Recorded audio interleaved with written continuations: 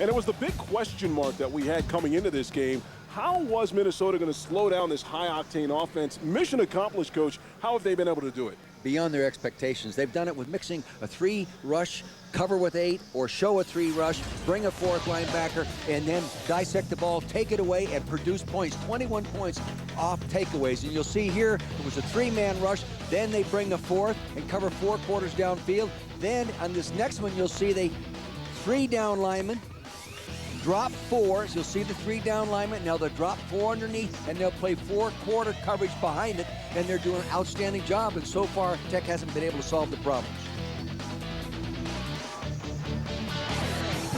As we get set for action here in the second half, you take a look at Mike Sherrills and what a terrific job he did. He had one of the turnovers. And talk about how opportunistic, lead the nation in turnover margin. There's Van der Steeg. And yeah, this is a team that, in all honesty, they were left for dead when they walked off the field in Columbus, losing to Ohio State 44-0. They had a team meeting, and ever since then, everything has gone right. They've won 3 in a row. And Glenn Mason and his coaching staff have done an outstanding job of bringing the kids back. Obviously, he says he has great character on the roster, but you've got to give these coaches a lot of credit. They've done a tremendous job, and that's not surprising. John Mason has been Coach of the Year in 3 different conferences, you know, so and won 3 different schools, and he's done an outstanding job. Dominic Jones will take a knee in his own end zone. He is an outstanding coach. As we take a look at the Nissan first half statistics, Coach, what sticks out to you? Well, here's what they wanted to do: control the clock, take the ball away, they're +2 there, and produce points. That's the critical thing right there. That's the difference maker.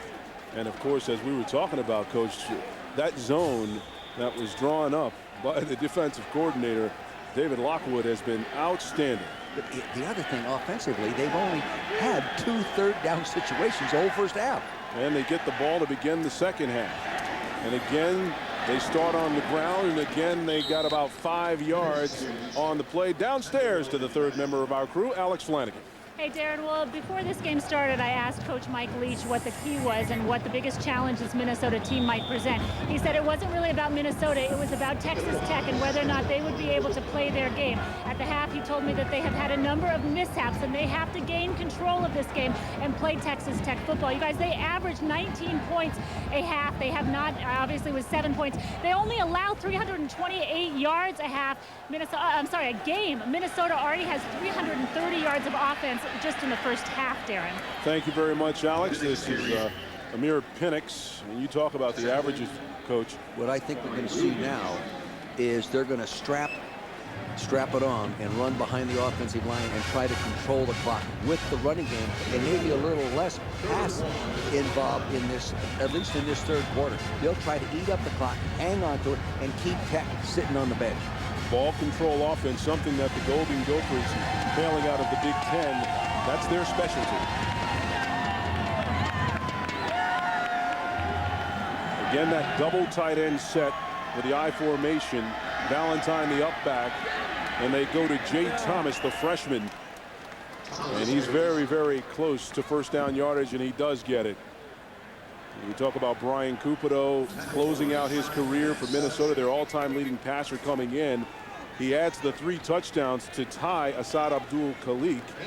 And so he's now all-time leader in career touchdown passes as well. What a way that he's going out with a bang, Coach. Yeah, you know, his whole family football players. His dad played at Louisville. His brother played at Indiana. It's in the blood in that family.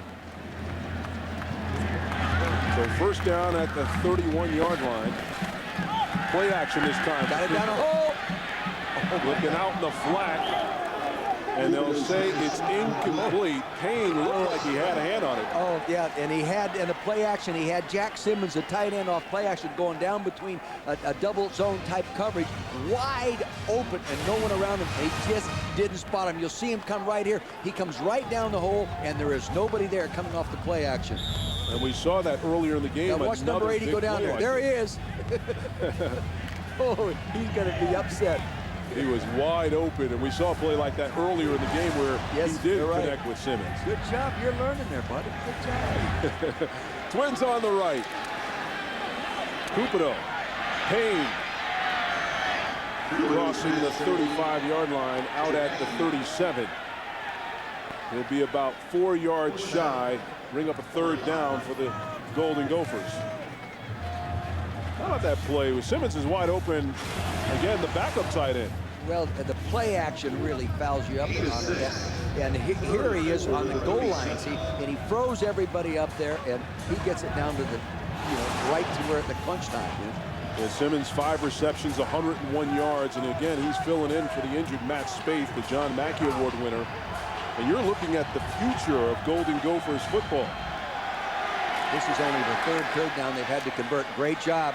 And they do convert it. And it is Simmons once again on cue, his 6th reception of the night, crossing the 45-yard line for another 1st down. This is a conventional NFL 3rd down conversion play. You see a lot of people in the league, and they spread you across the field with the formation, get a lot of people, and they take him out and run a little zone. Now, you can't see it from this picture, but we have 2 wide receivers outside him. He gets on the shoulder of the linebacker and breaks away from him. The other receivers have taken the other defenders out of there, and he creates a nice little cushion to make the 1st down. Simmons got one other start this season, Coach, and that was against the Buckeyes of Ohio State, another game in which Spaeth missed. This is Penix left side, crossing the 50, spinning his way to about 4 yards shy of the 1st down. Tony Brinkhouse, 77, the offensive center, again did a beautiful job of pulling around and sealing off the inside linebacker. This guy's a good football player. He's a redshirt junior. He's 24 starts in his career. He's an outstanding high school shot putter. He does a real, watch the center of your screen, number 77, pull around. Now, bang, he gets that linebacker down on his feet. Well, it didn't go all the way down, but that's hard to do. Bubba Brinkhouse, who is the starting center, his cousin is Barrett Rudd, a linebacker with the Tampa Bay Buccaneers. Play action for Cupido with plenty of time. Great complete on the near side to Ernie Wheelwright, and they've got yet another 1st down. He is throwing the comeback with action, moving the quarterback toward the comeback. He's also throwing that same ball, deep comeback, by moving away from it and throwing all the way across the field. Those are difficult throws, especially throwing all the way across the field. He's got a strong arm. He is a senior, Coach. Accurate, too. Accurate. He's a guy that we're likely to see at the NFL Scouting Combine that you can see on NFL Network in February. He's 14 for 17 right now. Outstanding way to close out your senior year. Jay Thomas, the sole running back, gets the call. The freshman barrels his way, crossing the 30 and powers for more. Back downstairs to Alex Flanagan. Hey, Darren and Coach, Brian Cupido's been balancing a little more than football this year. About a year ago at this time, he and his girlfriend gave birth to his first daughter, Kaylee. She is here tonight with Brian's girlfriend, Carly. Now, they had some trouble finding a babysitter. On Monday nights, they both have classes. They're both trying to earn their degrees. So they sat down and said, who could we ask for this hour overlap when we have classes to be our babysitter for our little girl? Well, they came up with Matt Spaeth. So every Monday night, Minnesota's tight end, Matt Spaeth, has been babysitting their little girl for an hour, taking care of her, and he's doing a pretty good job, I understand. What a terrific story, Alex. No wonder he has good hands. He's got it. Cupido sets up the screen play and just couldn't get it there to Jay Thomas. And Brock Stratton in on the coverage. They brought some pressure on him and he just couldn't set up to throw it.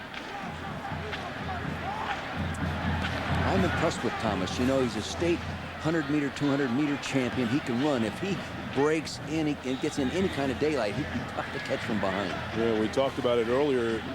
It was a year ago as they were preparing for the Music City Bowl when Jay Thomas injured himself in practice, the final practice before that bowl game, and he really has not been up to full speed until about a month and a half ago. Good defense. Well done.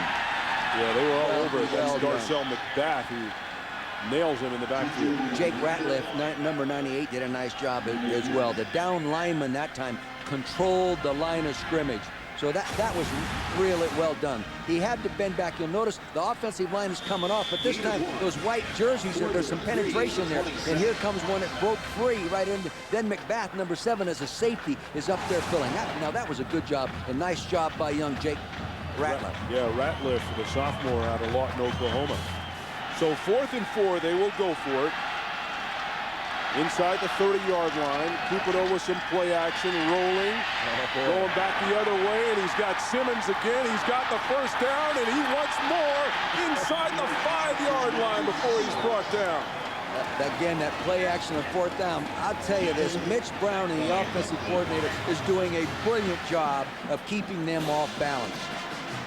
Really, really extremely. Here he's going to come across underneath with action this way. You'll see the flow of the people going that way. Now you'll see that number 8 working back across the grain. Oh, I see him. He's chasing him. Too late. Too late. And they're extremely good design and outstanding call. What a night for Jack Simmons.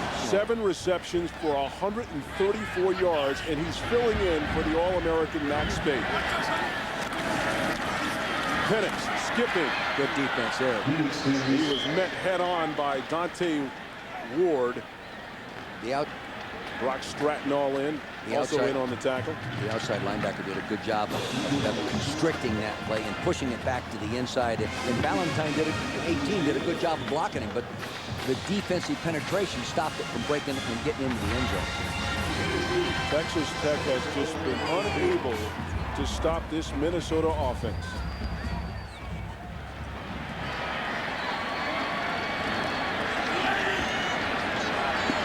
Second and goal. Payne in motion, play action. Cupido back in the end zone. It seemed like it got away. He was looking for Simmons. He threw that on purpose, out of over the top. He saw it was covered. It was play action. They were flooding 3 men to one side, and he saw that it was covered. They didn't take the fake this time, and boom, he threw it out of the back of the end zone. It was a good job. We talk about the incredible balance. How about Penix, the average yard per carry tonight? He came into the game averaging 5.0, and he's increased it to 7.2 tonight. Again, they run the zone blocking scheme, and so many running backs have been effective here at Minnesota. Lawrence Maroney, Marion Barber, Thomas Tapé, all of which are in the NFL. And Amir Penix gets the handoff again. This time he's stuffed by Joe Garcia. That was a great job by Key Dawson, number 96, the defensive left end coming around there. Got penetration. Actually, I think might have tripped him up with his right arm. Did a real nice job. And this guy is a good football player. When you watch him play on tape, you can see him. You'll see him come from the right side of your screen down underneath number 80. Right there, underneath Simmons. It gets that penetration, helps slow it down, and then he gets some help from his buddies. Nice play by Key Dawson. So they're going to bring in Joel Monroe to attempt a 20-yard field goal. This has been somewhat of an adventure for the Golden Gophers. PATs and field goals. The kick is up, and he sneaks it inside the right upright to add 3 more to the board. Make it 38-7. Golden Gophers on top here in the 18th annual Inside Bowl. And all Gophers back in a moment. And welcome back. 38-7 Minnesota all over Texas Tech. It was a 16-play, 78-yard drive that took 7 minutes and 13 seconds, Coach. Dare I say it's a Parcellian, a Bill Parcellian drive? Oh, it was.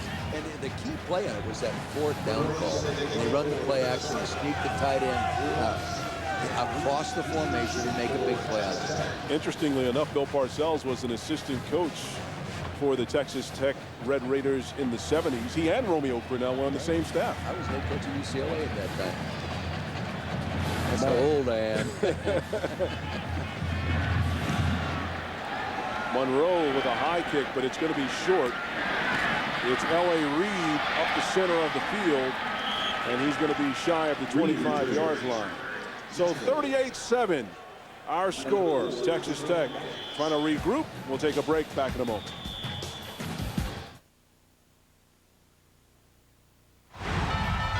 The Inside Bowl on NFL Network is brought to you by Wendy's. Get in the middle of flavor. Do Wendy's new double melt and do what tastes right. Pontiac, the official performance machines of the NCAA. FedEx. For more football fun, go to FedExFootball.com.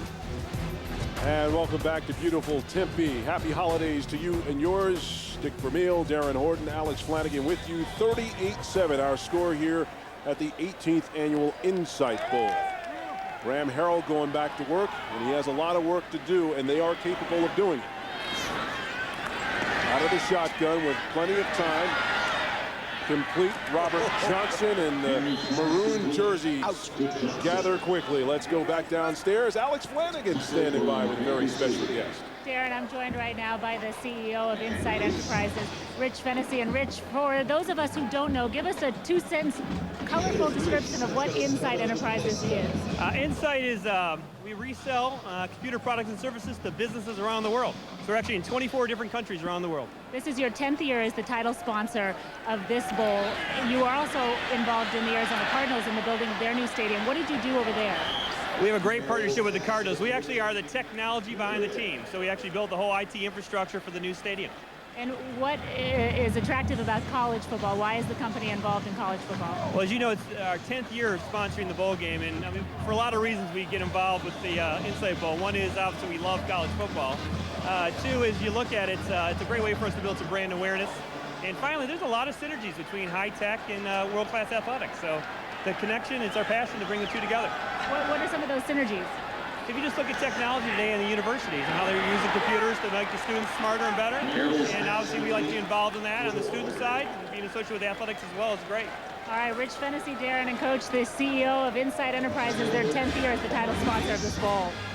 Thank you very much, Alex. That was a 20-yard completion to Todd Walker as the Red Raiders pick up a first down. And this is a terrific bowl game, a great venue here at Sun Devil Stadium. First year it's here in Tempe. I've come in here and got my butt kicked as a head coach. I don't feel quite as good as you do sitting there. You had a lot of fans walking around here.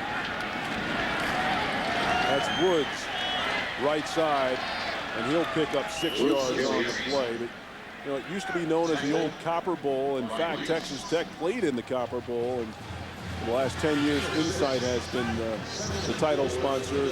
This is the first of 3 bowl games here in the Phoenix area. Of course, on New Year's Day, they'll have the Fiesta Bowl and then the BCS National Championship coming up on January 8th. Carroll again. It's Woods spinning his way, and he's not going to get enough for the first down as Dominic Jones is able to drive him out of bounds. They're sure not an explosive offensive football team tonight.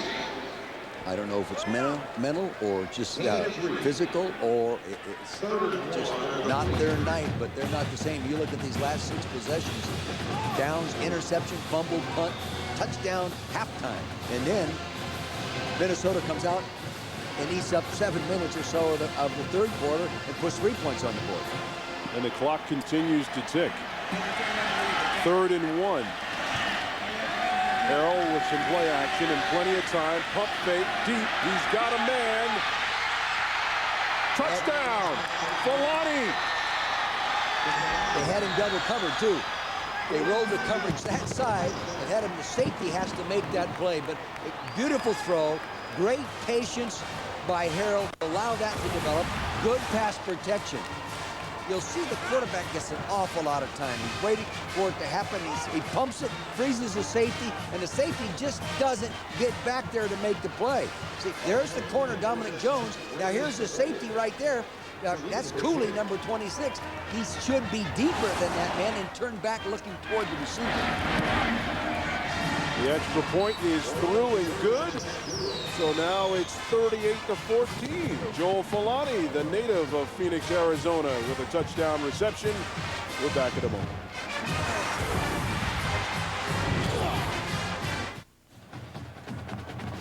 And welcome back to Tempe. 38-14, Texas Tech fighting back. Fulani, the native of Phoenix, coming up with a big touchdown grab. Darren Horton, Dick Vermeil, Alex Flanagan with you. 18th annual Insight Bowl presented in high definition on NFL Network. And with that catch, he set an all-time school record for yards by a wide receiver, I understand, right? He needed 124 coming in. I think he has 130 right now. Job well done by that young man, because they've had some good receivers come through that school. Yeah, and closing out his career, he thought it was going to be a storybook ending. It still can be, but they have a lot of work. As Too Good gets a foot into it. Boy, he did. And Dominic Jones will bring it out.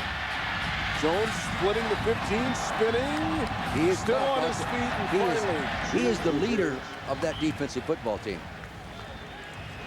Finally brought down at the 22-yard line. That's where Brian Cupido will go to work when we return. 38-14 Minnesota.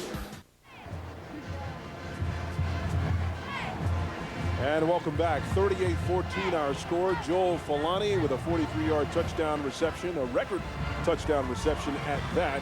This Sunday night, Steve Mariucci, Deion Sanders join host Rich Eisen to give you the complete playoff picture. Who's in, who's out?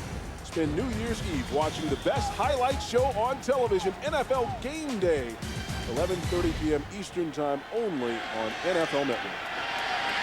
So 1st and 10 from the 22. They'll pitch it. This is Penix, left side. He's got a nice lane, and he gets ahead for 6, perhaps 7 yards on the play. Falani, that pump fake was the key there, huh, Coach? Well, right here, you'll see they're giving him the impression that they're going to double him. But they don't. They go single coverage here, single here, single here. This guy blocks, so he goes deep free. They're playing quarters coverage, and quarterback had patience enough to watch it. See, the safety bit to the inside receiver, and there he gets in behind him. It wasn't double coverage. They gave him the impression it was going to be double, but the quarterback, Harrell, had patience to read it and the time to read it. Good execution. And with that touchdown, Falani does a number of things. They go back to the ground game, the Gophers do, and Penix is going to be shy of the first down by about 2 yards, but 8 years now that the Golden Gophers have been able to pass for and rush for 2,000 yards or more each of the past 8 seasons. How impressive is that, Coach? That, you say, is balance. Now, Texas Tech defines balance as distributing the ball to all the receivers equally. That's their balance. Minnesota, differently. They pride themselves with their offensive line play. Looks like they're coming in. Quick drop, quick pass. Wheelwright hauls it in for the first down, but we do have a flag. No, it's a first down. Texas Tech got up in a man-to-man defense, and they came with pressure, bringing 7 or 8 people, I'm not sure, but they ended up with single coverage on the outside. He read it perfectly and just got it out there for the first down. So a first down as they move the chains up to the 35-yard line. 38-14. Texas Tech has not been able to stop this Golden Gophers offense. Play action for Cupido. Pump fake, avoids the rush, and throws it away. Again, that was a great job by Keontae Dawson coming around there. He actually had the quarterback, but Cupido ducked under it. You'll see him come off the top right-hand side of your screen. He comes around. Here he'll flash. He has real good acceleration. Wham! Just about gets him right there. For some reason, it looked like he pulled off it. Yeah, I don't understand that. Yeah. Perhaps he was worried about a face mask. I don't know, but it looked like he had a good shot at it. This guy's a good player. Keontae Dawson, a senior from Shreveport, Louisiana. 2nd down and 10. 3-step drop for Cupido out. They missed the audible. Yeah, it seemed like there was some miscommunication. Yeah, he was looking for Logan Payne. Yeah, he audibled, but Logan didn't get the audible. And Glenn says, come on, what's wrong, guys? We've been communicating all week. Breakfast, lunch, and dinner. Why not tonight? Well, now it'll bring up a 3rd down and 10 for Minnesota. 3rd and long. They haven't had many of those 3rd and longs. They haven't been forced to convert a 3rd and long tonight, have they? No. 3 receivers split out for Cupido on a 3rd down and 10. Pressure gets some pressure, and down he goes. That is Deke Bake, 51. Did a great job. I watched him on tape, and he's one of those real high motor guys. He'll be right in the middle of the screen as you come back and take a look at this. Here he is, right to the right of the center. He's coming up. They double. It was to the left of the center. Excuse me. They flopped their defensive tackles, and he beat Tyson Swigert there, number 56, the left guard, for the sack. Good job. So now Justin Kusek on to punt it away for the Golden Gophers. Danny Amendola back to receive the punt. Takes it at his own good job 39-yard line and brought down immediately by Eric Decker. Break in the action. Minnesota in total control. 38-14, but here come the Red Raiders. And welcome back, 38-14. Look at Justin Kusak over there. He's been sitting on the sideline. I'm surprised he didn't get cold over there, Coach. This is the first punt of the game, and we thought we'd show the Minnesota fans this just to make them realize they still do have punt formation in their offense or defense. Unbelievable. Coming with 2 minutes and 10 seconds to go in the third, and pretty good coverage to boot, huh? Yeah, to boot. Harrell out of the shotgun, stepping up and knocked his. Appears like somebody hit his arm. Came around behind him. Yeah, I think it was Steve Davis. Yeah, he got a hand on him. Yeah, well, he's been effective all year. He had 4.5 sacks coming into this ball game. He's a high motor type guy. He'll be at the top left-hand side of your screen.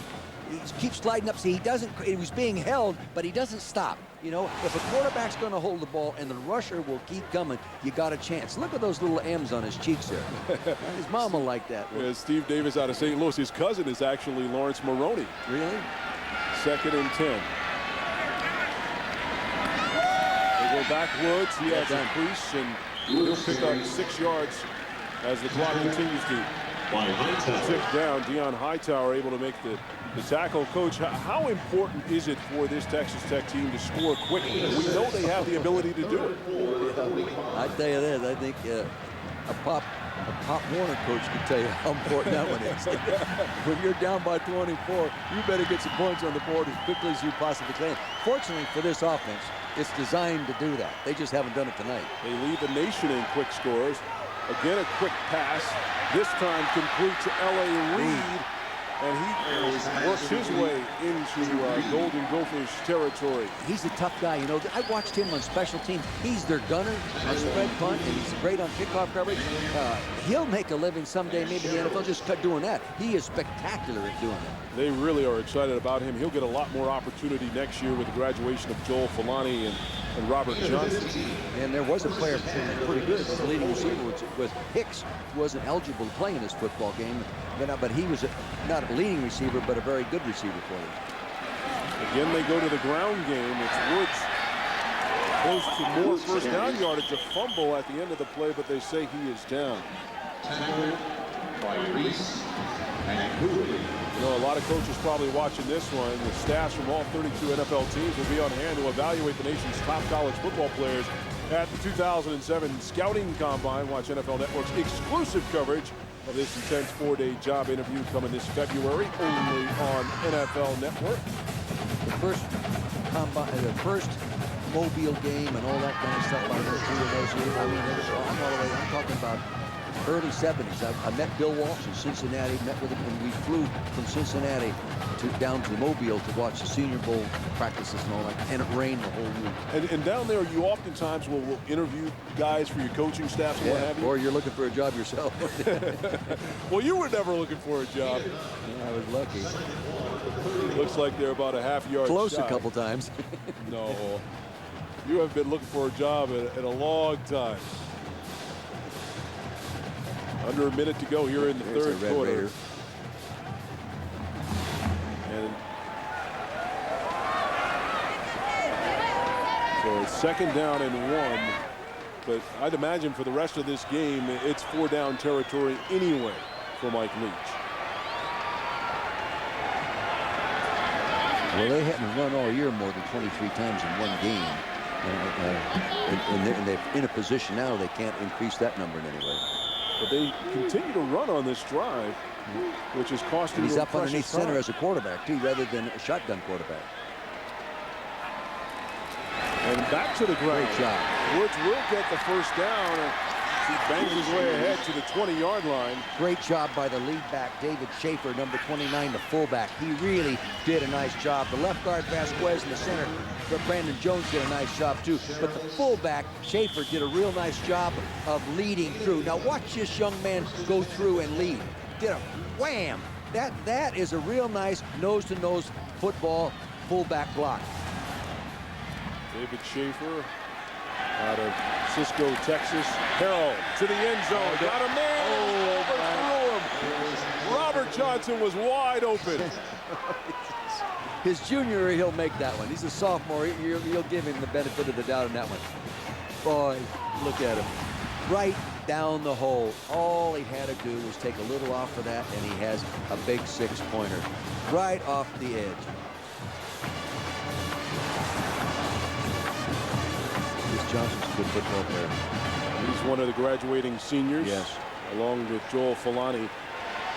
Harrell again out of the shotgun on 2nd and 10. It's Woods again, this time running it right, trying to get outside. Good speed. He's got the speed flag down on the play as he picks up the first down. I think they got a holding there. They got a holding. When you can run parallel that long and still turn a corner, you have good speed. He's got terrific speed. Averaged 6.1 yards per rush during the regular season. Well, every play for him is like a draw play, really. And draw plays normally through a season will average much more than a normal type running play. And within this scheme, it's normally a draw type run. It's going to come back after the holding play. He's a good receiver, too. 15 seconds remaining in the 3rd quarter. 38-14. Golden Gophers trying to close out the season with 4 wins in a row.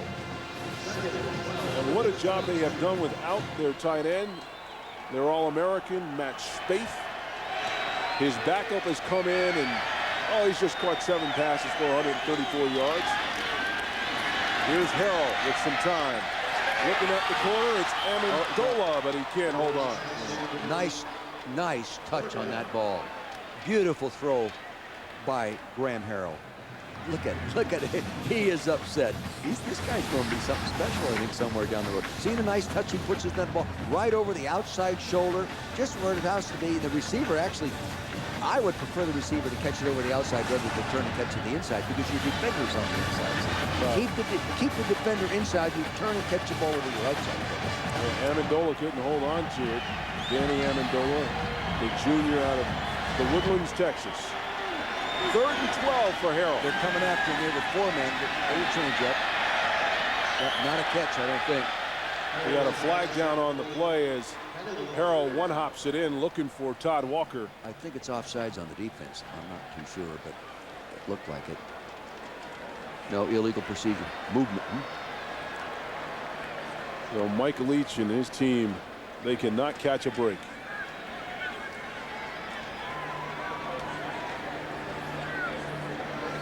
We came into this game talking about this high-powered air raid attack. Illegal formation. Not enough men on the line of scrimmage. That penalty is declined. Sure. Get 4th down. And with 3 seconds remaining in the 3rd quarter, it'll be 4th down for the Red Raiders. And of course, they will go for it, being down by 24 points. We came into this game talking about how is Minnesota going to stop this high-octane offense. They had a defined plan, and really a simple plan.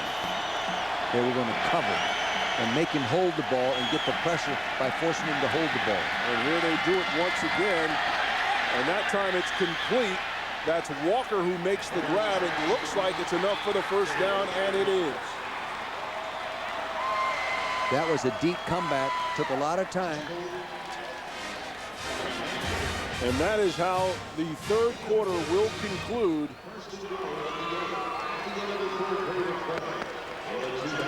Walker, Todd Walker with a big grab. The Red Raiders knocking on the door. 38-14. Gophers with the lead here at the Insight Bowl.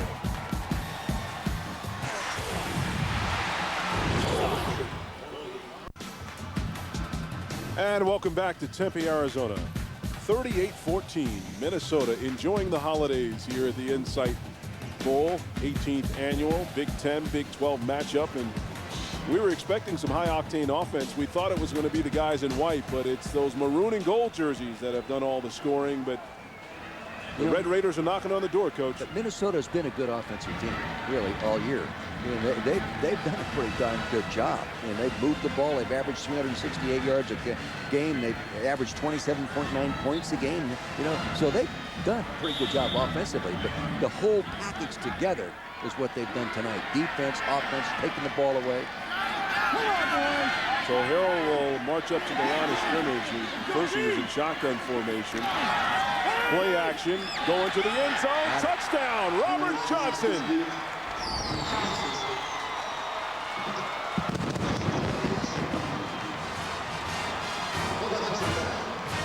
And it's getting a little tighter, Coach.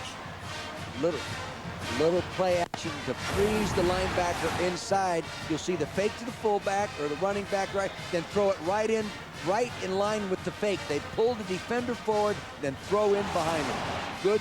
Good scheme, good plan. Now, if it's man-to-man coverage, it's a little tougher to do that. But against the zone coverage, you can get that done.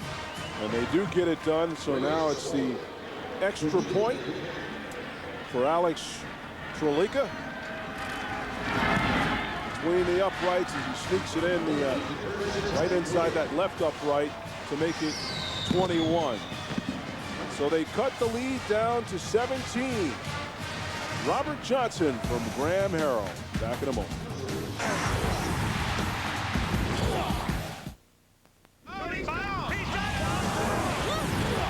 And welcome back to the Insight Bowl. Coach, what happened on that play?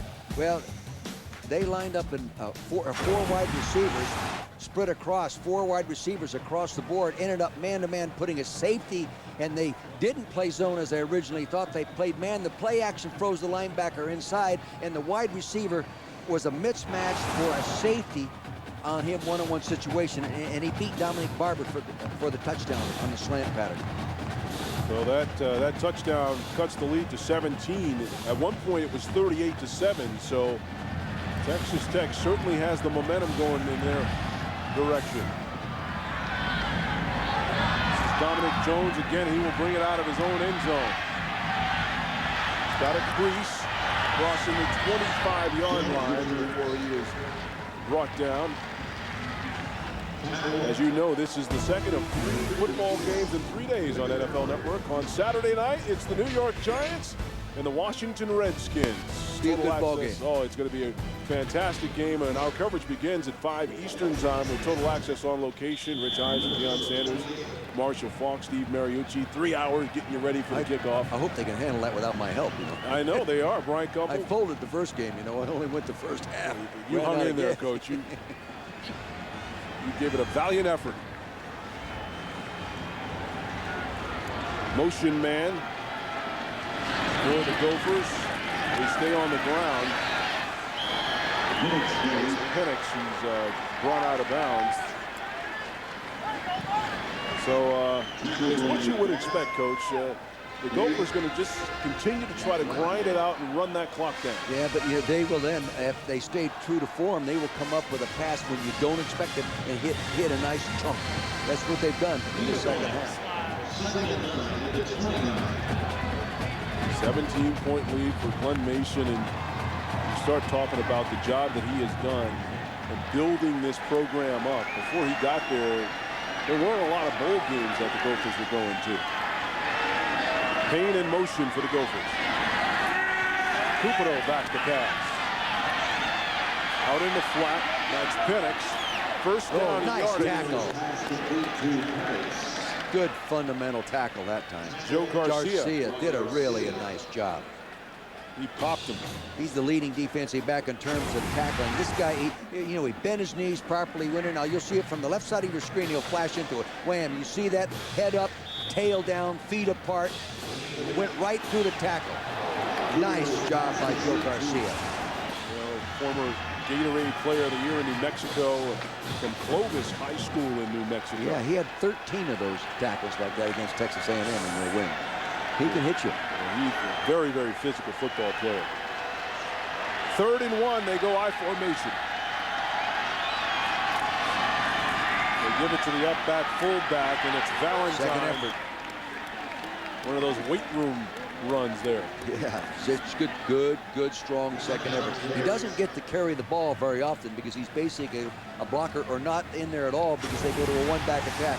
But here he's just going to offensive line comes off the ball as hard as they can come off. They get good push there by Brinkhouse, the offensive center, 77, and the left guard, Tyson Schweigert, and they got just enough, and then he ricochets off on just determination. Justin Valentine, Jr. out of Columbus, Ohio. helps give the Golden Gophers a first down. And again, that familiar double tight end set and a fumble on the play, and Cupido hops on it quickly like a cat. Isn't it? Columbus, Ohio State, they get so many good football players, they all can't go there. They all can't go there, so they go other schools. Unfortunately, this guy chose the University of Minnesota, which is really one of the fine universities in the country. Normally, when you get a fumble like that, the center blames the quarterback and the quarterback blames the center, and the coach is mad at both of them. Yeah, it just looks like... that one, it looks to me, now I'm a quarterback coach, I'd say that was the center's fault. I'm not surprised there, Coach. I'm not surprised. Looks like they're going to come after him. Yeah, he's reading it. Oh. He calls a timeout. He didn't like what he saw. It looked like they were lining up to run a blitz. He didn't like what he had called, and he got out of it. So the Gophers will call their first timeout. The second half, we'll take a break. 38-21, Minnesota on top.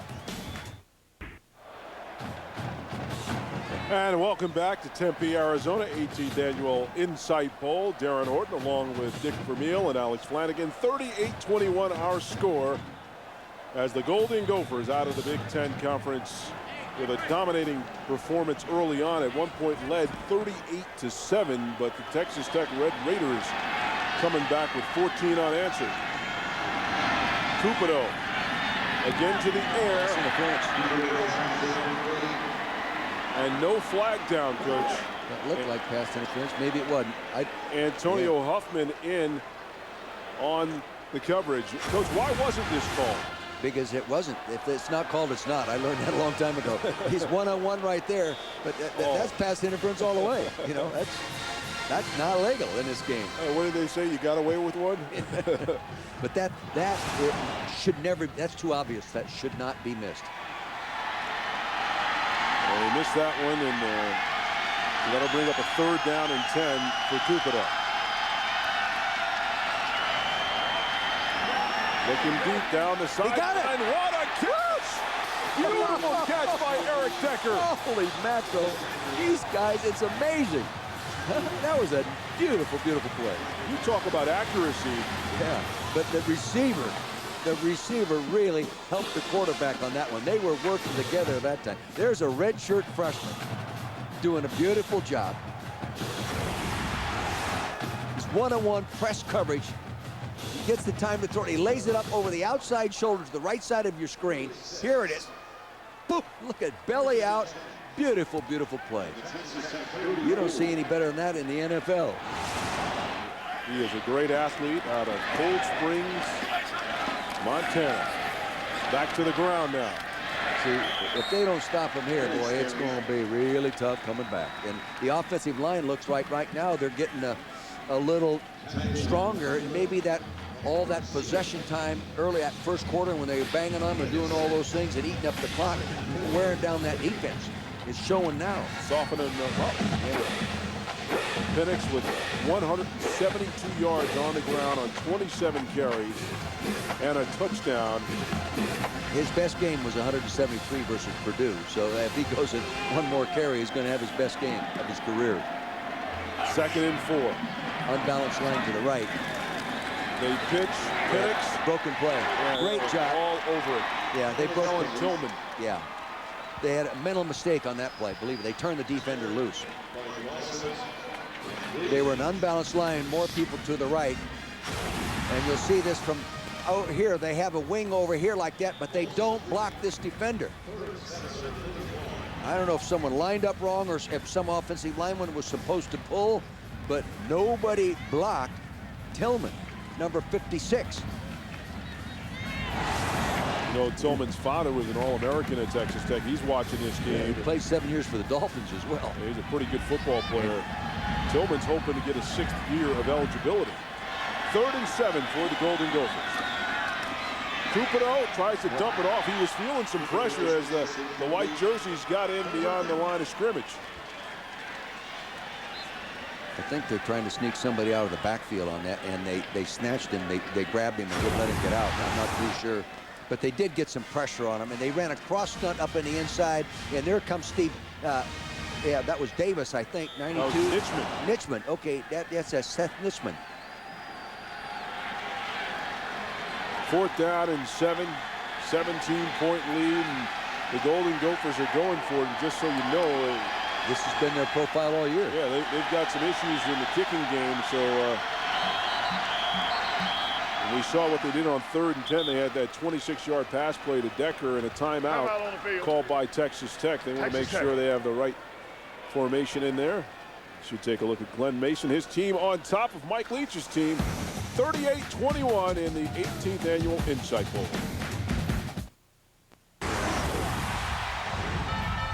The Insight Bowl on NFL Network is brought to you by Pontiac, the official performance machines of the NCAA. Motorola, proud sponsor of the National Football League. Snickers, rename your stomach Satisfaction Harbor. And welcome back. Take a look at the Christmas tree in downtown Tempe. 38-21 here at the Insight Bowl. Minnesota got up early and they put the pedal to the metal, if you will. Texas stayed in bed for a while there. They're coming back now. You talk about success on 4th down. How about what they've done tonight? 2 for 2. They've got press man coverage. They're liable to go deep. He's checking. He recognizes it. Cupido, 3-step drop, pump fake, and down he goes. It's Daniel Charbonnet who comes up with the sack. He comes off the top, number 10. Oh, here he is up at the top of your screen, coming off. They didn't account for the safety coming. I think Pinnock saw him, but saw him late. And Charbonnet, that sounds like a Cabernet or a Chardonnay or a combination of both. Yeah.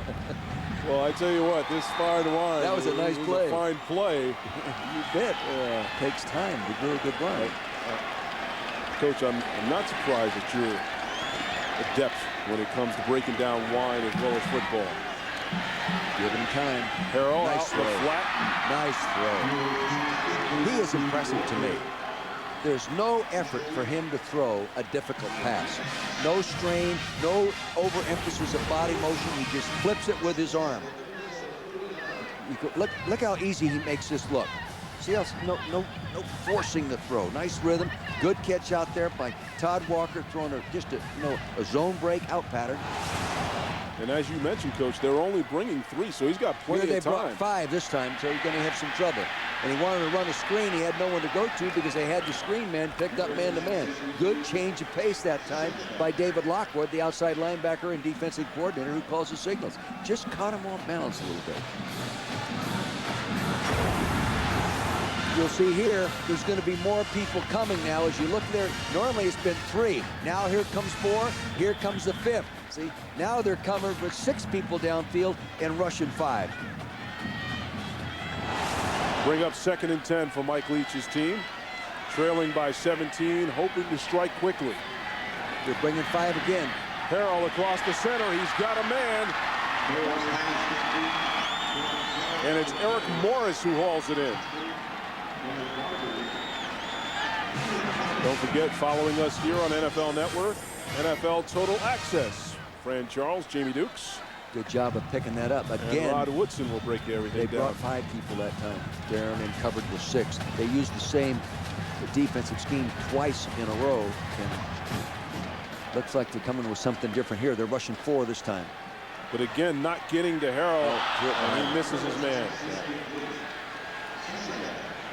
He was looking for Filani, Joel Filani, the captain out of Paradise Valley High School right here in Phoenix. Yeah, well, he slips, I think, on this moist grass down there. He turns back to the inside. He tries to stop, and you can see him slip. But the ball was thrown behind him. So 2nd and 10. Clock stops on the incompletion. You look at the numbers of Harrell tonight, 23 of 38, 295, a couple of touchdowns and the pick.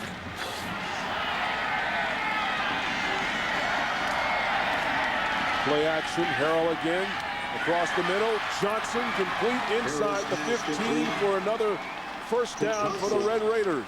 This time they keep 2 backs in the backfield, only have the 3 receivers spread out, and they fake a draw to the inside initially, freeze people, then they go down in the seam with a nice sharp throw and a very good call by Mike Leach.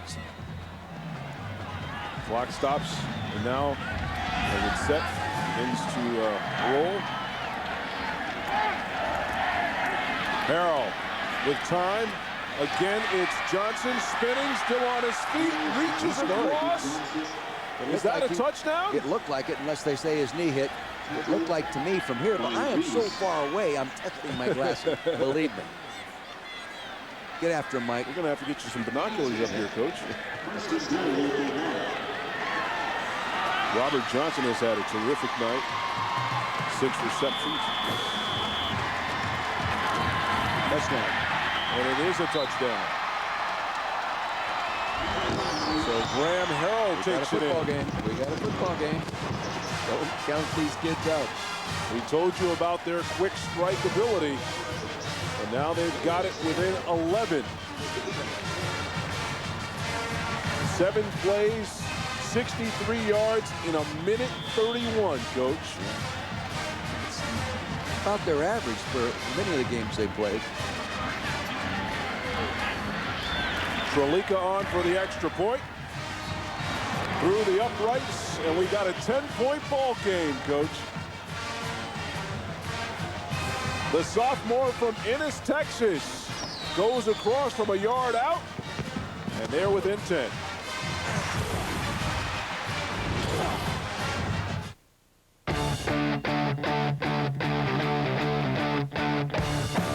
Sprint gives you the power to preview and download over 1 million songs at the Sprint Music Store, so you can listen to your music whenever you want. And do it all on the Fusic by LG. Store up to 1,000 songs on an MP3 player and wireless phone in one. Now through December 31st, get the Fusic, just $49.99. The power to download music wirelessly. Sprint. Power up. At Insight, we make IT work for you. Because Insight connects office networks, your small business can grow. Because Insight delivers secure server solutions, your company can expand across the globe. And because Insight solves communication problems, your organization can touch more lives. IT solutions, from starting up to going global. We provide IT for the way you work. The Vonage smart decision of the week is to watch the Total Access pregame team before Thursday and Saturday night football. For all of you guys, as we get you set. Total Access on location, presented by Vonage. Saturday night at 5 Eastern, only on NFL Network. We could not be denied. NFL Network, football 24/7.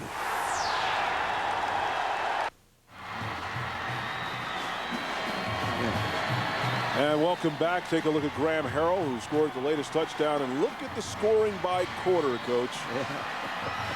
They're coming on. They're coming on. And that third quarter field goal opening drive by Minnesota right now looms a very, very big series. It was just a 20-yard field goal by Joel Monroe, but right now it has the Gophers up by 10 as opposed to 7. Plenty of time left, 7:49 on the clock here in Tempe, Arizona.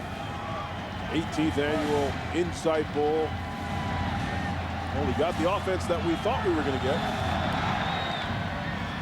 I think I'd go back to that pure 3-man rush.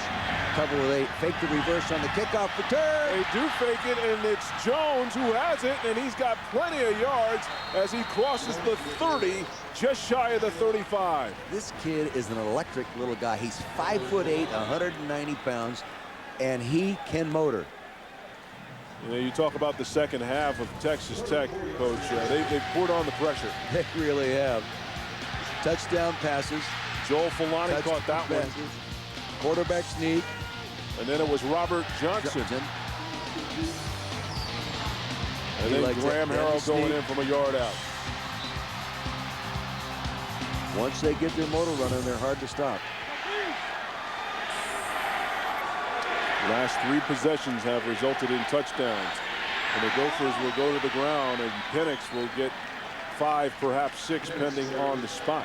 Very good running after initial contact. These yards are critical right now. That time, Chris Hudler, number 93, tackled him about 1 yard gain, and he ran out of the tackle for more yards. And when you're trying to maintain possession here and ball control and eat up the clock and hold your lead, those kinds of runs are big runs. There's the yak yardage that we've been tracking. Yeah. Bunch on the right. 2nd and 3. They go Penix, and he's stopped. Number 96, Deontay Dawson, the senior from Shreveport. He's the captain of that defensive football team, co-captain with Bruce Stratton, and he's a fine player. You watch him play. He may be a little bit undersized for the NFL as a defensive end, but he might end up as a stand-up linebacker. You'll see him crashing in there. He has great acceleration out of a three-point stance. He can burst to the ball, and he plays the game very, very low.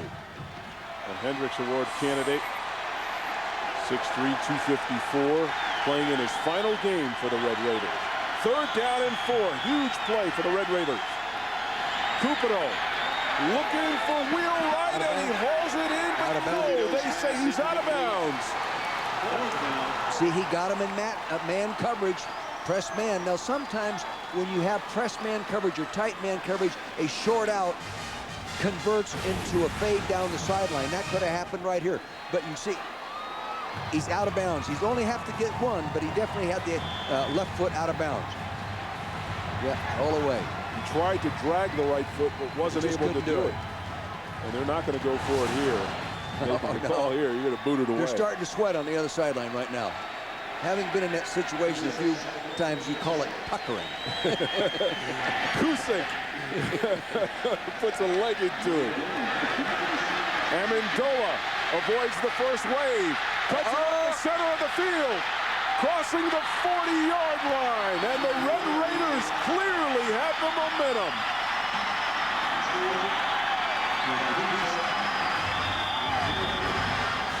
They're down by 10 with 5:34 to go. Amendola with a terrific return. Now we'll see what Graham Harrell can do with it here at the Insight Bowl.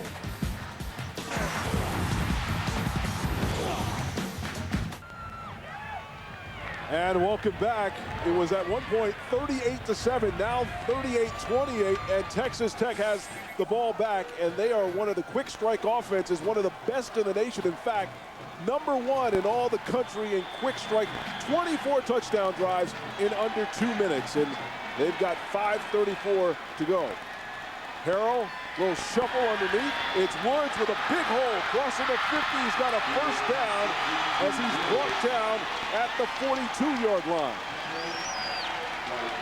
That play was originally designed at the University of Utah with Jack Curtis. Really? Yeah. You'll see this. They're going to flip the ball underneath. He'll go like that, flip it to him. They'll pass it right there to get the end up the field. So here he goes. Now they flip it to him, and then upfield. It's a running play. If he drops it, it's not a pass. This time it's Walker out in the flat. It's not a fumble. He'll pick up 5 yards before he's crunched by Truman Banks. Under 5 minutes to go. Again, it was 38-7. And again, the no huddle. 2nd and 5. Covering with 8. Harrell with plenty of time. Near side, and it's caught by number 12, Eric Morris. And he's got another first down. And I believe he was able to get out of bounds. Oh, yeah. Got to be careful of playing too loose. It looks like they're going to come with a multiple rush this time. Yeah, they're bringing 4 people rather. It's Johnson again on that little comeback as he's brought down at the 10-yard line. Incredible. The ball will be thrown to the right side of your screen when he finds that little hole inside. See, there wasn't a 5th defender underneath there, or a 4th defender. There's only 3 under, and they found that hole. They rushed that man that was normally covering in that hole. First and goal to goal from the 10-yard line. Harrell hands it off. Woods still on his feet, powering his way inside the 5-yard line. Great determination. That's excellent, excellent effort. And the Golden Gophers have got to rally. That defender needed some help. Just determination. He's going to, this is guts running. They can't get him on the ground. He needs some help. Where's those other Gophers? They're under the ground. Yeah, Kevin Mannion got carried for about 5 yards on the play. He needed some help. And look at that clock. 52 yards in under 2 minutes. Talked about the quick strike ability of Graham Harrell in this Red Raiders air attack. Corner of the end zone, looking for Amendola. It was a little too long. He saw the coverage. He audible to that pattern. He saw the man coverage up. They ran a crossing pattern, actually attempting to try to pick a defender, really, and lay it up there at the pylon in the back of the end zone. Boy, this guy is really good. He sees the man coverage across here, so they try to get him out there and him in there and get the ball to the flag, and they couldn't get it done. See, right there, they tried to pick the defenders and couldn't get it. That was not called in the huddle. 3rd down and goal, trailing by 10. Harrell out of the shotgun. Quick pass, knocked away at the last second, but we got a flag. Dominic Jones appeared to have knocked it away, but there is a flag on the play. There was contact early, it looked like from here.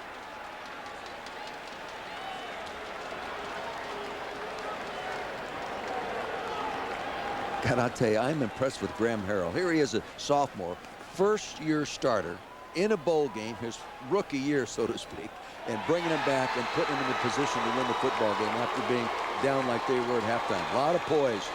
It's going to be pass interference. Defense number 2. The ball will be placed on the 2-yard line. Automatic first down.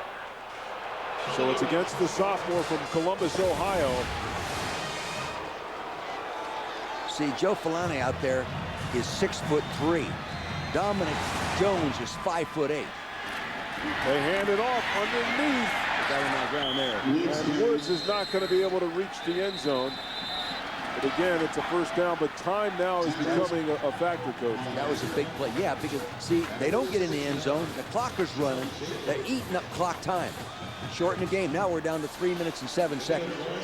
Quick snap. I don't know if he got Harrell in. tries to go across. I don't think he got in then. No signal as of yet. And the clock is running. That was Sherrills who was able to prevent him from going in. So it brings up a 3rd and 1, Coach. You're down by 10, Coach. Is a field goal an option here? Do you think about that at all? Well, yeah, you could, because you're 2 scores out of it. You get the first one with 3 points and come back and get the 7. But I don't know with 2:45 you can afford to do that. Again, they hand off underneath. This time it's a touchdown by Woods. Shannon Woods, the sophomore from McKinney, Texas, goes into the end zone, and we've got ourselves a 4-point game. Going to one because Alex, their PA ticker is an NCAA record holder of now what, 166 in a row? Exactly. Consecutive PATs? Is that the right? longest streak in the history of the NCAAs, and he puts it right through to extend that. So it's 166. So we have a 3-point game. At one point, it was 38-7. Right. Unbelievable. That happened with 7:47 remaining in the 3rd quarter. It was 38-7. Unbelievable.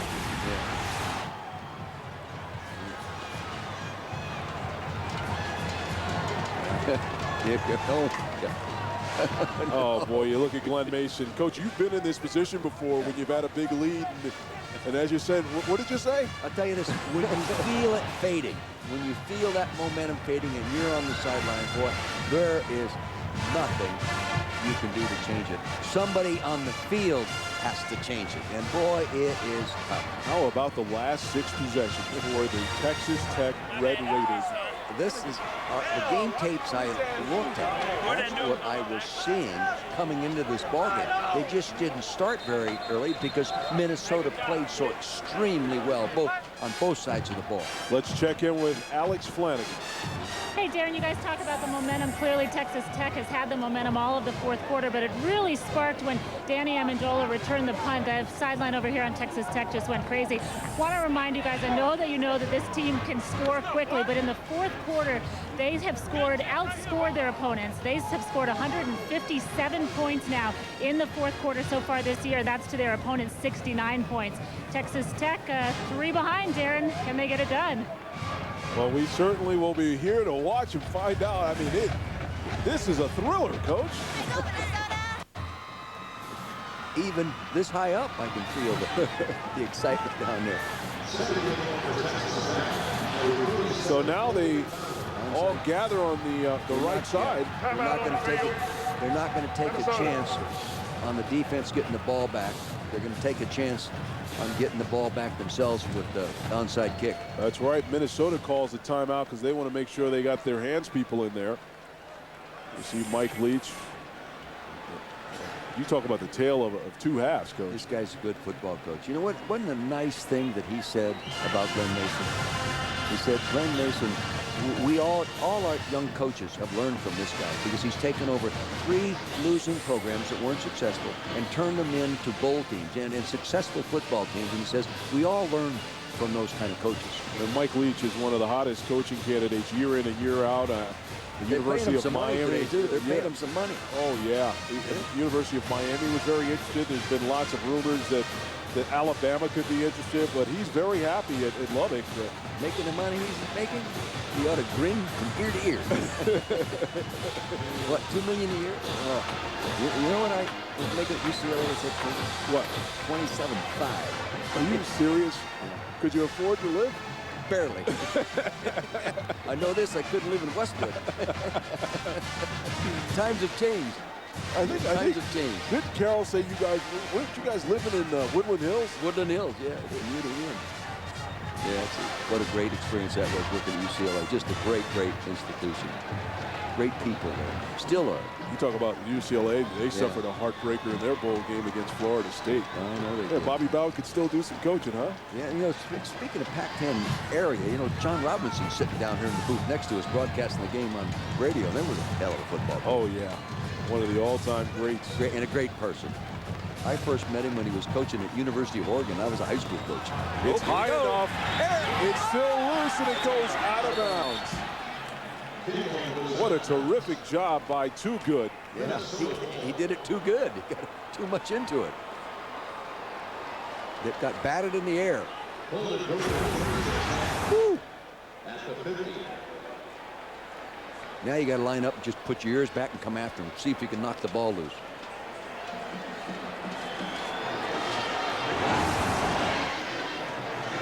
Wow.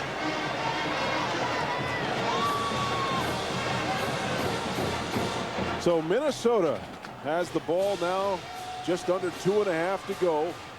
They'll spot it right at midfield on the inside bowl insignia.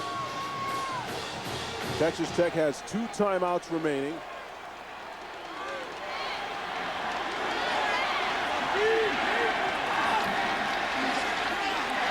Ground game for Penix.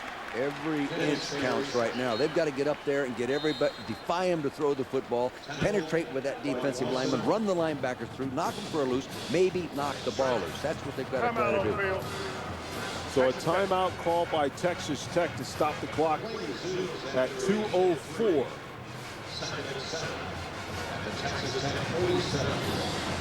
Break in the action. We'll take one as well.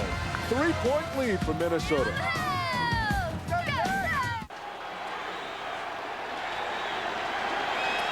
And welcome back, 38-35. Cupido back to the ground. The white jerseys are there to stop him, and they'll call a quick timeout. See, they dominated the line of scrimmage that time. The defensive linemen are really coming off the ball, knocking them back. And that is the final timeout for Texas Tech. That's their third. And as you look at where the momentum began to switch, take a look at the Pontiac game-changing performance, and it's this guy, Joel Falani, in the third quarter, caught a touchdown pass, a 43-yard touchdown pass, which at the time you're saying it's not really that big of a deal, but it turns out that got everything rolling, Coach. Yes, it did. It started the change of momentum, and from there on, then the punt return later on, it just builds and builds and builds, and when you're on the other side of that, like I said earlier, there's not much you can do. Just hope someone on the field can go out and make a play that gets you turned around. So 3rd and 7, Coach, and now no more timeouts for Texas Tech. A minute 59 remaining. The Golden Gophers out of the Big Ten Conference. We told you about the momentum that they brought into this game. They had won 3 in a row to become bowl eligible. They're without their All-American, and this backup tight end, Jack Simmons, comes in and plays lights out. He might be a little more flexible downfield receiver than the great big 275-pound tight end, Spade. Yeah, one of the things about Spade is he is a terrific blocker. The guy that you'll see on Sundays in the NFL next year. 3rd down and 8 for Cupido. Play action. They get him, they rush him, and they sack him.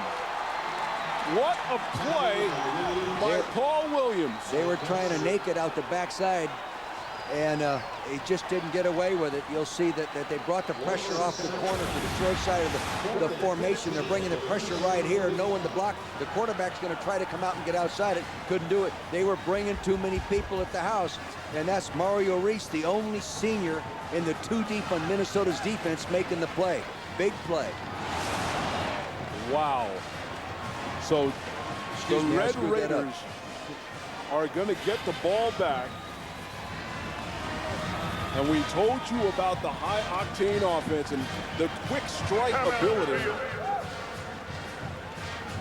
And we've got a timeout by the Minnesota Golden Gophers, and that's their final timeout, so no more timeouts remaining.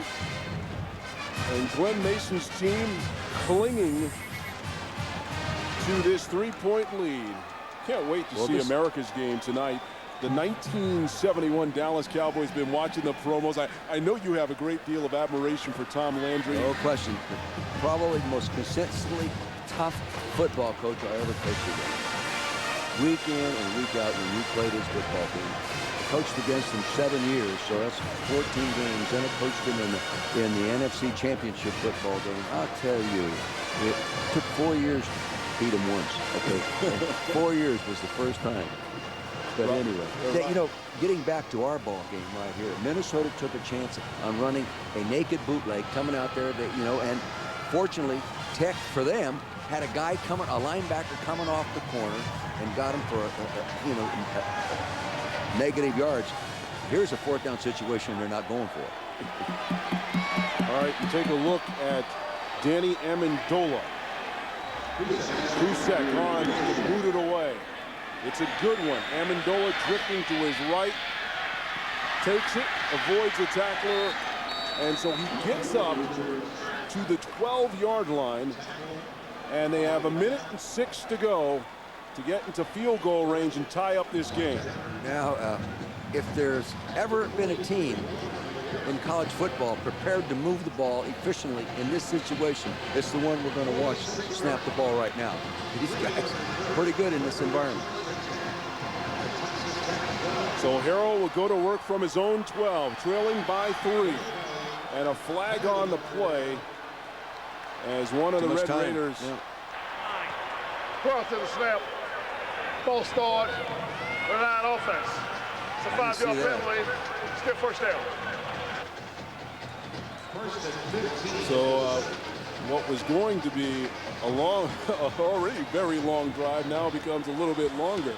They're marching back to the 6-yard line. Harrell out of his own end zone, pumping with time. He's got a man. It's Falani who avoids it. No, it's Johnson, Robert Johnson, who makes the grab. He is strong, this guy. He is strong. Now, he's 6'1", 218 pounds, and he really carries it well. And a great job of catching the turn-in pattern and then getting out of bounds with it. See, he wheels. They don't get him down on the ground right there. That was Mario Reese, 48, the only senior in the defense, and he gets the 1st down. Gets out of bounds, stops the clock at 44. Harrell going the other side of the field. Beautiful pass. What touch. He laid that over the defender about as well as you can do it. And Edward Britton out of bounds as they move the chains up to the 41-yard line. Now the pressure now is on the defensive coordinator. Do I change up and do I put pressure on him? If I put pressure on him, I have to go to some man coverage. It looks like they're going to play with a real loose zone. They're blocking it. He ran a middle screen that time. Falani gets up to the 50-yard line as the clock stops. Now remember, they're going to start the clock once they place the ball. The field goal kicker's career long is 49 yards. He's 14 for 20 this year coming into this ball game, and he's only 1 for 3 outside of 40 yards. So they're going to get it in there as close as they can. He's 6 for 8 between 30 and 39 yards. We already told you about his record that he set for PATs, but this is a long PAT. Yeah. He would have to get to the 32-yard line to make it a 49-yarder, and they're going to be about a half-yard shy. And I imagine checking this is actually helping the Red Raiders, because now they can pounce on that ball once the spot goes down. 29 seconds remaining. Minnesota was up 38-7, and now with 29 seconds to go, Texas Tech is within 3.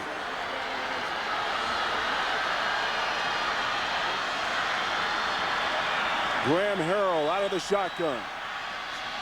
Quick snap, plenty of time. Fires near side, incomplete. Looking for Joel Fulani. That was 21 seconds remaining. That was a hook in curl back toward the sideline, and he just threw it a little too low into the outside.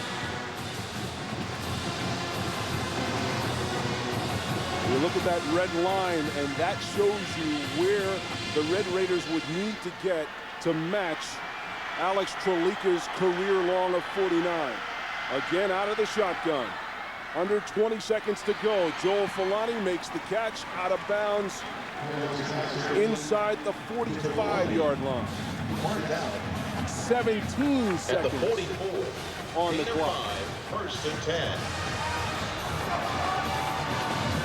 You've got to be thinking now, maybe from a defensive standpoint, of changing up your coverage a little bit. Maybe not blitz, but puts a little more pressure or roll up on the receivers so they can't catch those short ones. Harrell with plenty of time. Inbound. And it's complete on the near side to Robert Johnson. See, if you roll up on the receivers and disrupt their courses, that disrupts the pattern timing, and then the safeties pick them up behind them. His 9th reception, Coach, for 97 yards. So 10 seconds on the clock, Coach. How many plays can you get in here? It depends on who you are and what happens. If you catch the ball and run with it, maybe that could be the last play. So it's got to be either in the end zone or out of bounds. Catch it and get out of bounds in field goal range. No more timeouts. The Red Raiders with a quick huddle as they want to check to see whether or not this is indeed a first down. That buys them a timeout right there. And they're huddling on the near side of the field. They're just shy of the first down. It really doesn't matter. I don't think exactly. It doesn't make any bit difference. But as you mentioned, Coach, it's a lucky break because it gives them a chance to huddle up. To decide what they're going to do. But more often than not, in this situation, a coach will have it back in his mind. If he's in this situation, it'll be part of the game plan, but this is what I'm going to do. You know, it's impossible to think out everything before you play a ball game. But many times a guy will have this defined in his mind. That's what they get. That time gave him an opportunity to get over there, regroup, and for the coach to pass the message on, hey, let's get this done. And Coach, again, the lineman right on top of the ball. As soon as the lineman get off, they can snap the ball, but the clock will begin. The defensive backs are so far off those wide receivers, if they don't roll up from that position, he throws a quick out pattern, he's in field goal range. Yeah, see, they rolled up on him. Fires incomplete. See, he wanted to throw the out to the outside wide receiver, and the corner rolled up on him, and he couldn't. Now what do you do, Coach? You got 5 seconds. I still think you try to make the first down throw out of bounds. You know, the yards you need for the shorter field goal. Well, they're going to bring on Alex Trolica. Oh, okay. They're not going to take any chance here. He's going to set up at about the 42-yard line. Yeah, 5 seconds. Yeah, so it will be a 52-yard attempt to send this game into overtime. Trolica's career long is 49 yards. Snap is good. Kick is up. Good. It's on the way. Good! We're tied at 38! What did... What's that? Oh, Nelly! Oh, my goodness! Oh, my God. 5 seconds to go. Alex Trelica. That would have been good from another 6-7 yards back. From 52 yards, a new career long to send this into overtime. The other thing it sends it in with unbelievable momentum. If they win the toss, they mean Tech wins the toss. They will. Well, they'll elect to kick off probably. Will Tech elect to kick off? Being an offensive team that they are with the college rules. And look at Glenn Mason's reaction. He can't believe it. Disgusted. He's got great composure right there. So we're headed to overtime here at Tempe in the 18th annual Insight Bowl. Texas Tech and Minnesota. What a thriller. Back with the overtime when we continue. Texas Tech. Tails. It's tails. And you see the Red Raiders have won the toss here in overtime. In case you're just joining us, Minnesota had a 38-7 lead, and Texas Tech has stormed back here in the second half and tie it on an Alex Trelica career-long 52-yard field goal. Yeah, but, you know, I'm not going to say I told you so. But what did I tell you? You did tell me it wasn't over. It wasn't over, and when you get that kind of a lead, you get feeling so comfortable. And when that comfortable feeling permeates the bench, I'll tell you, it is tough. Especially, and then it's magnified by an offensive team like this that gets going and rolling and coming back. And boy, it's tough. So Minnesota begins complete, and that's Logan Payne, who's up near first down yardage. The Golden Gophers get the ball first here in overtime.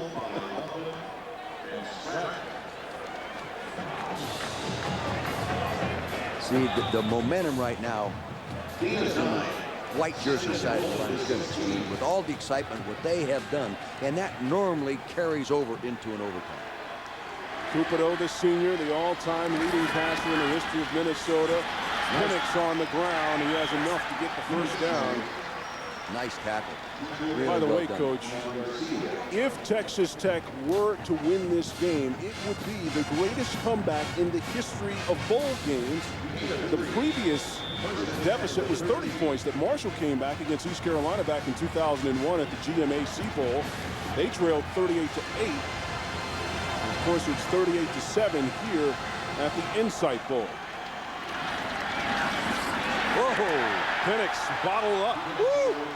Great play by defensive lineman Keith Dawson. He got underneath Jack Simmons, the tight end, who was trying to cut him off. And this guy can really play the game low. He is a senior playing in his final game for exciting. Texas Tech. Here he is right there coming underneath. It's really tough for the tight end to cut him off like that. He's got to use better footwork to get to him that way. And that is Jack Simmons, who can definitely catch the ball, but Spaeth, a superior blocker. Cupido underneath looking for Simmons, and he couldn't hold on. He threw that pretty hard. He really did. And remember, Coach, the Golden Gophers, they do not exactly have what you would call a stellar kicker. Jason Giannini, who was their field goal kicker for much of the season, lost his job in the season finale versus Iowa. And Joel Monroe missed from 40 yards in his only field goal attempt in the regular season. We saw him hit one earlier, but that was from 20 yards. You have defined a problem. Cupido with some time, corner end zone, nearly picked off. So now you make a decision. Do you go with Giannini or do you go with Monroe? Monroe has attempted 1 field goal and 4 PATs. He missed the 1 field goal. Giannini is 7 for 12. His long being 41 yards. But he is 5 for 5 inside 40 yards. And that's, you know.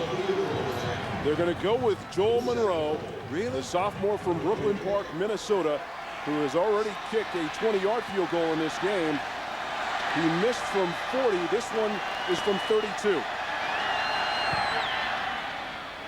Kick is up, and it's between the uprights and good. So Minnesota, That's gutsy. they put 3 on the board. That's gutsy. Giannini was 16 for 18 inside 40 in his career, and to go with the guy that's only kicked 1 field goal, they know him a lot better than we do. Now the Red Raiders get an opportunity. If you ever play defense, now's the time to do it. Now here you're caught in a dilemma of what kind of coverage you want. What kind of coverage? You know, down here it's much. You start playing those loose zones there. At least you don't have to back up very much, and you're always moving forward. So your opportunities for intercepting, playing zone coverages down here are a little bit higher. Graham Harrell now. They send Fulani in motion. Harrell a little too high. He was looking for Johnson, and he had him, Coach. Yeah, and you notice when he does miss a guy, it's normally high, never in the turf, never low or outside. When he misses a guy, he throws it over the top of him. What do you attribute that to? I don't know, just his kind of throw. He has that nose up properly. They tried to get it right down the hole right there. And actually, Johnson wasn't going full speed right there. Maybe that threw him off. I think he read the zone and settled in the zone. 2nd and 10 for Harrell. We are in the first overtime. Texas Tech coming back from a 38-7 deficit. This is Joel Fulani, the native of Phoenix, coming home, trying to close out his career. What a storybook ending this would be for him. Oh, it would. Say they threw a little wide receiver screen. Quick pass to one receiver. The other 2 receivers go downfield and block the potential tacklers. They executed that pretty well. It's like a wide running play, really. It's usually, I bet it's a 90% efficient in terms of completion. How about Fulani? 10 catches, 156 yards in his career finale. Finale for Fulani. Harrell out of the shotgun. Fakes the underneath stuff. Back to Fulani. Works his way, pulls his way inside the 10-yard line. Wow. And Davis. I'm just watching that Minnesota defense. Look at them move. They're just, you know, it's just not the same guys we saw in the first half. Coach, again, it bears repeating, this would be the greatest bowl comeback in the history of the NCAA. I think a 31-point deficit that Texas Tech was able to erase. He's audibling right now. Oh. Steve Davis. Yeah, a little too anxious, and Steve Davis gets in there way early. Defense, number 92, elevated to the quarterback. It's a 5-yard, half the distance to the goal. If there was ever a time for a team to live up to his profile on the season, would be now. That means take the ball away.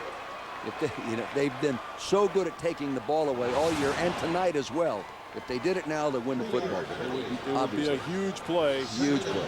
They led the nation in takeaways, turnover margin, and we told you about the significance of this game. And if Texas Tech was able to win this game, again trailing 38-7, now they find themselves in overtime.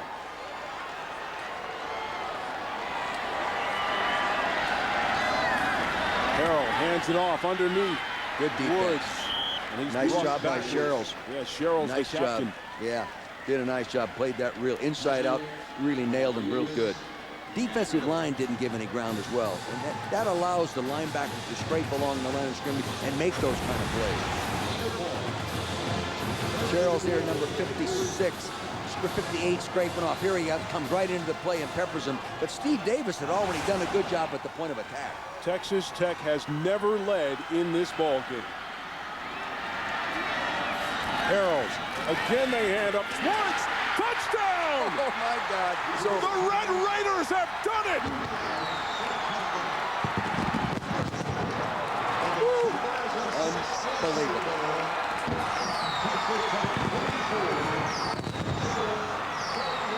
They erase a 31-point deficit and stage the largest comeback in the history of bowl games. Unbelievable. And we were there. Absolutely unbelievable. And Brandon Jones, their senior, had one of the key blocks, the center. And Glenn Mason cannot believe his eyes. We go downstairs to Alex Flanagan.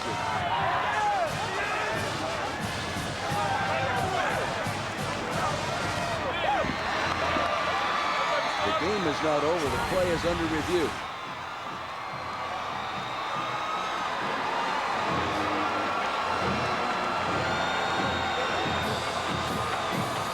Ladies and gentlemen, your attention please. He scored. Wow.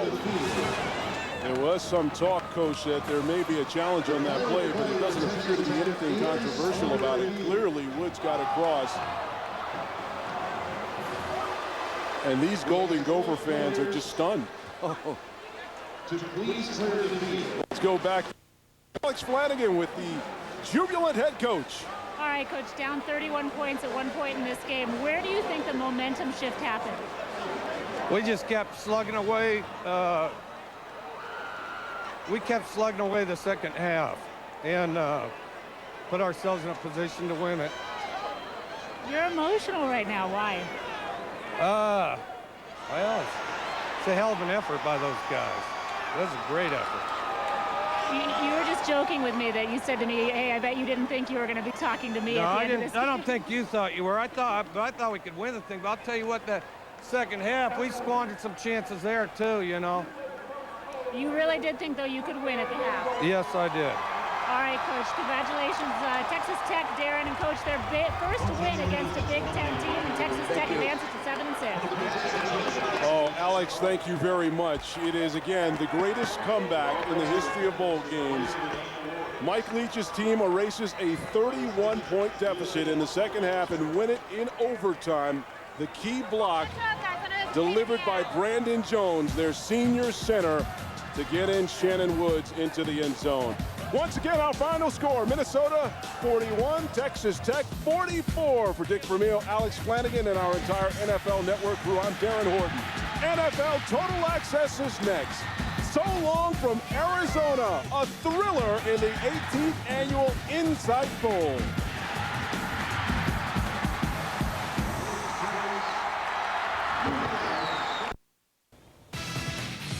All right, Darren, thank you very much.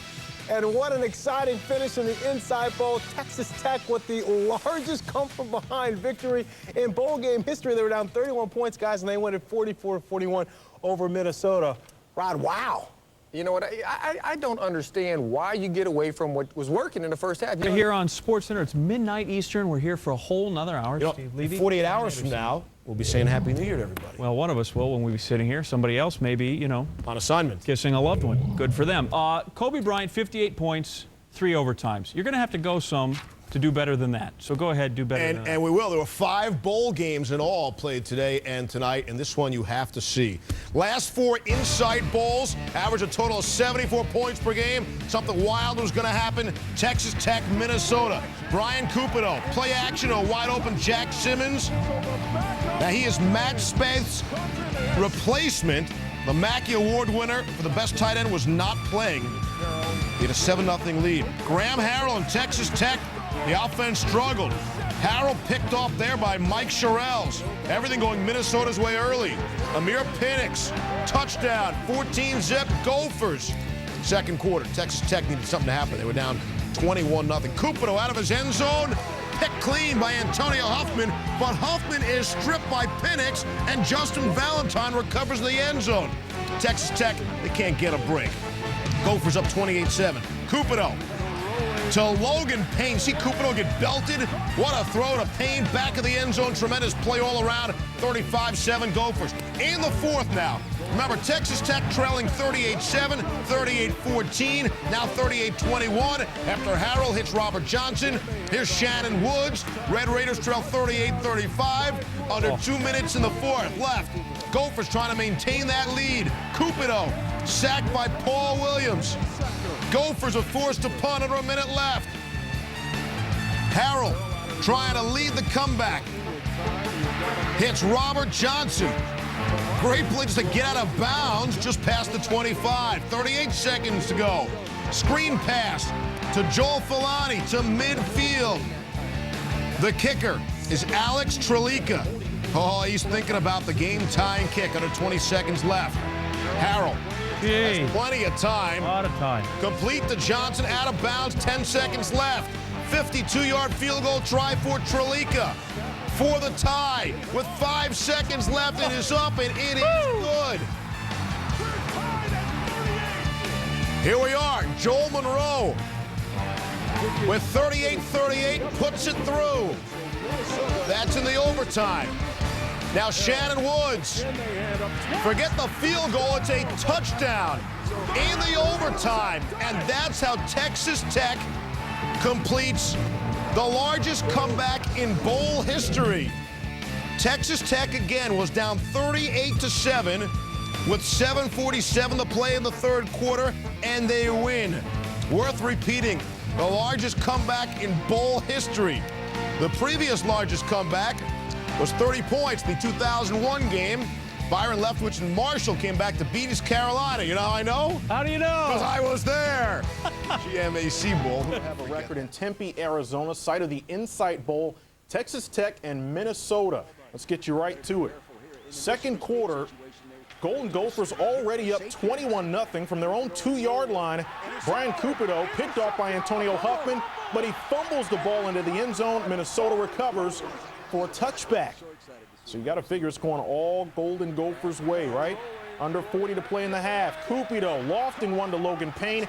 Cupido tied the school record with 55 career touchdown passes. Gophers up 35-7. They once led 38-7, and then Graham Harrell to Robert Johnson. Harrell 445 yards through the air. Later in the fourth, Shannon Woods went over 100 yards on the ground. Red Raiders incredibly within 3. Remember, they were down 38-7 at one point. Paul Williams, the sack, and the Gophers have to punt. 5 seconds left.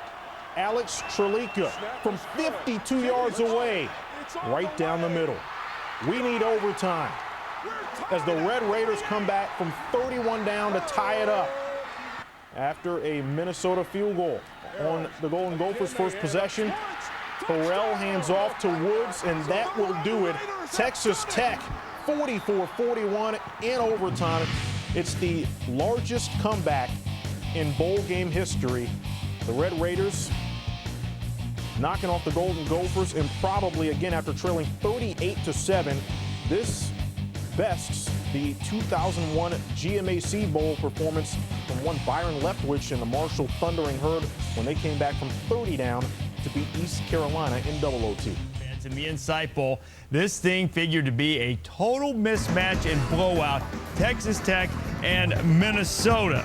Matt Spate, the Mackey Award tight end winner for Minnesota. Now, Minnesota, by the way, is the one with the bad pass defense. Jack Simmons in there for Spate, catches the Brian Cupido touchdown pass. 7-0 Gophers. Graham Harrell and Texas Tech, that Mike Leach offense struggled. Harrell picked off by Mike Sherrill's everything going Gophers' way, and Mitch Browning had that offense balanced and working. Amir Penix, 178 yards rushing. 14-0 Gophers. It's 21-0. Cupido gets Tech back in the game. Pick off by Antonio Huffman. Oh! Sometimes it's just not your night. Justin Valentine recovers, touchback, disaster averted. Then Cupido finds Logan Payne, Lou. Oh, this is just a well-executed play, but very well covered. They had run it earlier in the year when it was wide open, but just a great catch there by Logan Payne. The 35-7 game. Joel Monroe hits a 20-yard field goal. 38-7 with 7:47 remaining in the third quarter. Can you smell what I'm cooking up? Can you smell the comeback? Graham Harrell, Joel Filani, 11 catches, 162 yards, and that touchdown. It's 38-14. Oh, the Pirates senses the treasure is somewhere to be found. Graham Harrell, Robert Johnson, it's 38-21. Now in the fourth, first and goal, Harrell quarterback sneak, 38-28. Now Shannon Woods made a nice blocking on the right side, just power running off the right tackle. Look how quickly the comeback has transpired. At 38-35, under 2 minutes to go, the sack of Cupido, and the Gophers have to punt. But now the Red Raiders are out of timeouts. They got a procedure penalty, got backed up inside their 10. Harrell, Robert Johnson heading to the boundary. First down, clock stop. 38 seconds to go. Harrell, Filani. Strong stretching for midfield. Harrell, 36 of 55, 455 yards, and Alex Trelica warming up for a potential game-tying field goal. Time winding down toward 10 seconds. Harrell, Johnson out of bounds with 10 ticks left. Now this from 52 yards out. Trelica, toe meets leather, high enough, long enough. Guns up. Red Raiders all the way back from 38-7 down, and they push Mason to overtime, and you know this thing's over. Joel Monroe hits the field goal. Gophers go up. That's just temporary. You could see it in the Gophers' eyes. They get their chance. Shannon Woods, ball game. And with that, the biggest comeback in bowl history. At least you got to go to the desert. Stunned look on the Gophers fans' faces. You know, at halftime when they were down, you know, Leach likes to learn about things. He likes to learn about Gophers. Maybe he got in the Gophers' pelt and crawled around for a little while and figured out that dude. 44-41, biggest comeback in bowl history, and it ties for the second biggest comeback in any game. Biggest comeback, Michigan State against Northwestern earlier this year. And Texas Tech's rally trumps the rally by Byron Leftwich and Marshall against East Carolina in the 2001 GMAC Bowl. Now, I don't want to, you know, Glenn Mason's an established coach here. I mean, even though Minnesota's on that list twice, they also lost a bowl lead in the Micron PC Bowl a few years back. But the East Carolina loss had devastating type in a bowl game, sent them into a tailspin, ended up with a couple of coaching changes after that before Skip Holtz got it straightened out. But this rally by Texas Tech, they looked dead in the water, down 38-7 with 7:47 left in the third. Well, one thing that every coach has to understand, when you're coaching against Mike Leach and your team's playing against him, it doesn't matter if they're down by 14, 21, 27. Mike Leach, after halftime, is going to figure out a way to score points on you. When you have a quarterback like Graham Harrell, Johnson, the wide receiver, Filani, the wide receivers, you know they're going to throw the ball vertically and find ways to score. Mike Leach is a guy that not only sleeps football, drinks football, dreams football plays at night. He's one of those guys that every time you see him, he's got a notepad figuring out plays, how to beat this cornerback here, but he loves to figure out how to beat defenses, and he did in this football game. You know, in their last 8 possessions of the game, they were stopped one time. You know how they were stopped? Oh. The end of the half. And the only time they didn't score a touchdown was when they were at the end of regulation, when they had to kick the 52-yard field goal, as if, Lou, they flipped a switch. Now, you've been on both sides of this. Oh, yeah? When you're on the side coming back, what do you say to your team? How do you handle your team? You mean when you're the one? When you're down, you're the one like Leach was in this game coming back. First of all, you're sitting there saying, why didn't we do this the entire game? But so much of it's momentum. And you just fall into rhythm. You get some good things happening. The other team starts playing conservatively. But let me say this. Any team that's going to make a comeback, you have to be able to throw the football. You must have a passing offense or you cannot come back when you're behind. But you just keep trying to get momentum, try to get first downs, utilize